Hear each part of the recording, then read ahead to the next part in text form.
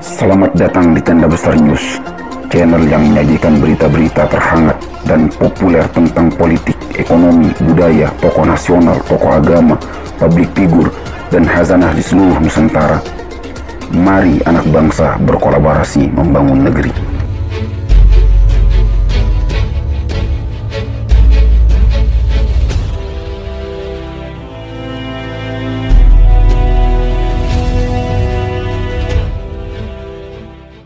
PJ Gubernur DKI, bermaksud cari simpati. Yang didapat malah bully. Heru Budi Hartono usai dilantik menjadi PJ Gubernur DKI Jakarta langsung mencari simpati warga Jakarta dengan membuka posko pengaduan di kantor dinasnya Balai Kota DKI Jakarta. Namun, bukannya mendapatkan layanan yang diinginkan, masyarakat malah diajarkan untuk memakai aplikasi Jaki yang merupakan hasil karya Anies Baswedan untuk menangani keluhan warga DKI Jakarta selama ini. Dilansir dari Republika, Selasa tanggal 18 Oktober tahun 2022, terdapat pemandangan menarik ketika warga mengadu ke posko di Balai Kota DKI, Jakarta Pusat. Sejak posko tersebut secara resmi dibuka oleh penjabat Gubernur DKI Heru Budi Hartono, secara total pengunjungnya, dari Selasa sampai Kamis, hanya terdapat 83 aduan ke petugas jaga posko di Balai Kota DKI. Hal itu diungkap oleh Kepala Biro Pemerintahan Sekretariat Daerah DKI Jakarta, Andriansyah. Ia menjelaskan, pada hari pertama posko dibuka, petugas hanya mendapatkan 7 pengaduan dari warga DKI. Pada hari berikutnya terdapat peningkatan yang signifikan, jumlah laporan mencapai 22 orang. Kemudian di tanggal 20 Oktober kurang lebih sekitar 54 orang. Jadi total selama 3 hari, kurang lebih sekitar 83 orang yang melapor, kata Andriansyah di Jakarta, Jumat, tanggal 21 Oktober tahun 2022. Menurut Andriansyah, jumlah warga yang melapor di posko Balai Kota DKI jauh di bawah pengaduan lewat aplikasi Jakarta Kini, Jaki.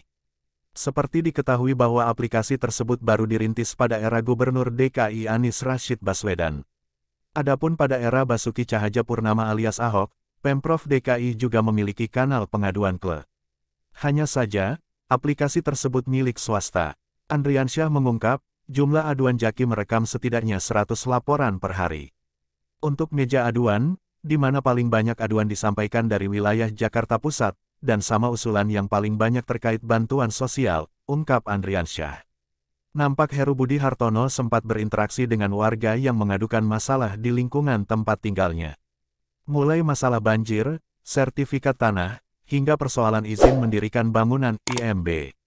Masalah IMB, terus ada yang IMB belum bisa terbit karena ketahuan aturannya. Tapi dicek sudah bisa, kata Heru di Balai Kota DKI, Kamis tanggal 20 Oktober tahun 2022. Usai bercakap dan beramah tamah dengan warga, Heru pun memberitahu jika kanal pengaduan bisa lewat aplikasi. Heru lantas memberi saran kepada warga untuk menyalurkan keluhan melalui Jaki. Bahkan, ada seorang ibu yang baru pertama menggunakan Jaki. Ada beberapa warga mengadu, tapi tak ajarin sistem Jaki. Jadi ada 1-2 warga minta diajarin, kita ajarin, kata Kepala Sekretariat Presiden Kasetpres tersebut, seperti dilansir Newsworthy, Sabtu, tanggal 22 Oktober tahun 2022. Heru mengatakan bahwa dirinya siap membantu menemukan solusi yang dihadapi warga. Seperti masalah sertifikat tanah yang pengurusannya tertunda karena perlu tanda tangan lurah, yang saat ini sudah dimutasi, pihaknya langsung berkoordinasi agar keluhan warga itu bisa langsung diselesaikan. Heru juga menyebut bahwa dirinya merasa senang dengan kehadiran warga yang mengadu ke posko Balai Kota DKI. Sekalian ngajarin sistem di sini, ada ibu-ibu ada yang pakai sistem yang sudah terbangun yang sidak bagus juga belum semuanya familiar. Dijelaskan poin-poinnya sekalian edukasi. Bagus mereka senang datang ke sini, kata Heru. Menyingkapi antusiasme warga yang minim datang ke Balai Kota, politisi Partai Demokrat Hasbil Mustaqim Lubis menyinggung apa yang dilakukan PJ Gubernur DKI Jakarta Heru Budi Hartono. Kan apa saya bilang, jangan banyak tingkah.